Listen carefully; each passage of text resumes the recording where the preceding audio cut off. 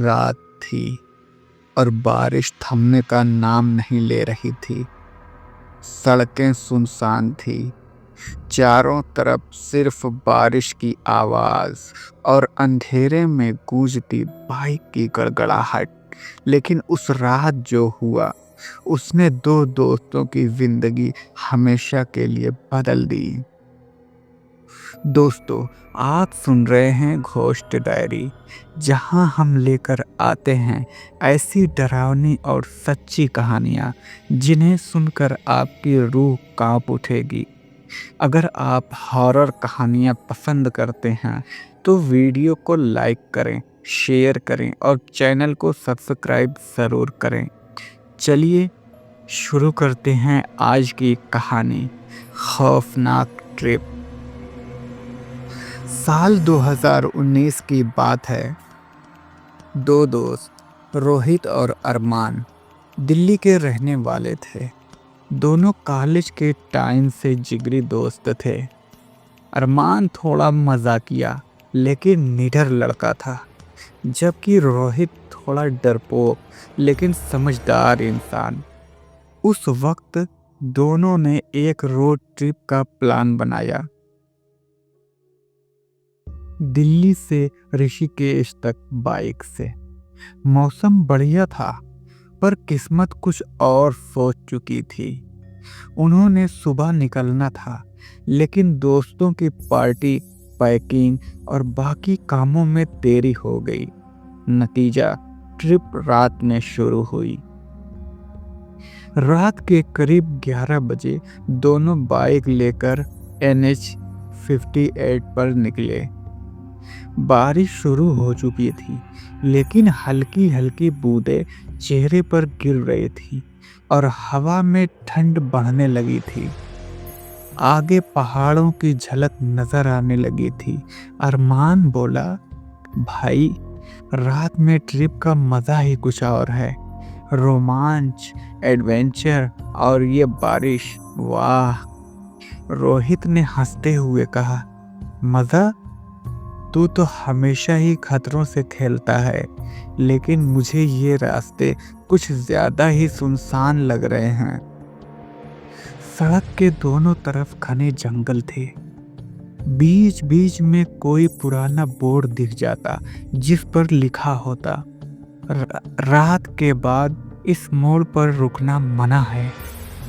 अरमान ने मस्ती में कहा, शायद यहाँ कोई बुढ़िया घूमती होगी। लेकिन जैसे ही उन्होंने वो मोड़ पार किया, बाइक के पीछे से किसी के हंसने की बहुत धीमी पर बहुत ठंडी आवाज आई। दोनों ने पलट कर देखा, पीछे कुछ नहीं था। रोहित घबरा गया। सुन, तूने सुना कुछ? अरमान हंस पड़ा। भाई, शायद तूने किसी झींगुर की आवाज सुन ली होगी। करीब आधा घंटा चलने के बाद बारिश तेज हो गई। बाइक की हेडलाइट मुश्किल से आगे का रास्ता दिखा रही थी। अचानक बाइक अपने आप बंद हो गई। इंजन ऑफ, सब कुछ सन्नाटा। दोनों सड़क के किनारे रुके। चारों तरफ सिर्फ बारिश की परछाइयां और काले जंगल। अरमान बोला, तेल तो पूरा है, शायद पानी इंजन में चला गया होगा। तभी अचानक उन्हें पीछे से कदमों की आवाज आई। वो आवाज धीरे धीरे पास आती जा रही थी। रोहित ने मोबाइल की फ्लैशलाइट ऑन की, लेकिन वहां कुछ नहीं था। तभी पेड़ के पीछे एक परछाई दिखी, एक औरत की आकृति, लंबी, दुबली, झुकी हुई। उसने धीरे से अपना सिर उठाया। उसकी आंखें लाल चमक रही थी बिल्कुल। रोहित चिल्लाया, अरमान, चल जल्दी बाइक स्टार्ट कर। अरमान ने घबराहट में किक मारी। बाइक नहीं चली और वो साया अब उनके बिल्कुल पास था। उसके होठों से अजीब आवाजें निकल रही थी, तुमने उसे क्यों जगाया? तभी बिजली चमकी और उस औरत का चेहरा साफ दिखा। आधा सड़ा हुआ और आंखों में खून टपक रहा था। दोनों ने जैसे तैसे बाइक चालू की और भाग निकले। बाइक रफ्तार पकड़ चुकी थी। बारिश में सड़क फिसलन भरी थी, लेकिन अरमान रुकने का नाम नहीं ले रहा था। पीछे देखने पर दोनों ने देखा, वो औरत अब सड़क के बीचों बीच उड़ती हुई उनके पीछे थी। उसके हाथ लंबे, काले और नुकीले पंजे जैसे थे। उसकी आंखें अब और ज्यादा चमक रही थीं। अरमान तेज चला। वो हमारे पीछे है, रोहित चिल्ला उठा। बाइक 90 की स्पीड पर थी। वो भी साया पीछे पीछे था। कभी दाएं तरफ देखता, कभी बाईं तरफ देखता और कभी हवा में उड़ते हुए उनके बिल्कुल पास आ जाता। अचानक उस साये ने अरमान के कंधे पर पंजा मारा। अरमान की पीठ से खून फूट पड़ा, लेकिन उसने बाइक नहीं रोकी। किसी तरह दोनों ने एक दूर ढाबा देखा जिसकी लाइट जल रही थी। उन्होंने बाइक वहीं रोक दी। ढाबे में एक बूढ़ा आदमी बैठा था। उसने दोनों को देखकर कहा, रात में इस रास्ते पर कौन आता है बेटा? तुम लोग बच के आ गए, वरना पकड़ लेती। रोहित ने कांपते हुए पूछा, कौन? बूढ़ा बोला, इस मोड़ पर सालों पहले एक औरत की मौत हुई थी। ट्रक से कुचल दी गई थी। तब से जो भी रात में यहाँ से गुजरता है, वो उसे दिखती है, कुछ को जिंदा नहीं छोड़ती। अरमान की हालत खराब थी। उसके कंधे पर पंजे के निशान जलने लगे थे, जैसे किसी ने आग से जलाया हो। बूढ़े ने जल्दी से गंगा जल और नींबू मिर्च निकाला और कुछ मंत्र पढ़े।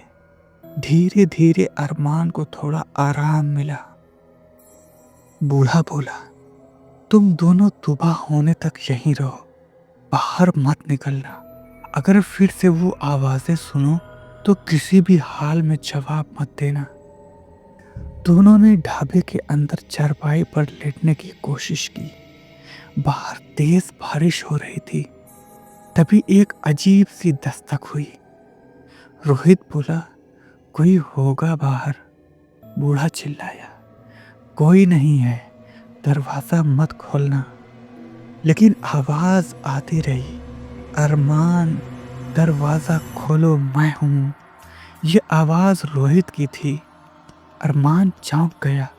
रोहित तो यही लेटा है। दरवाजे की दरार से देखा, बाहर वही औरत खड़ी थी और इस बार उसके पीछे अंधेरे में सैकड़ों लाल आंखें चमक रही थी। तुमने उसे क्यों बचाया? औरत की आवाज कांपती हुई लेकिन गुस्से से भरी थी। अचानक लाइट चली गई। ढाबे के अंदर अंधेरा छा गया।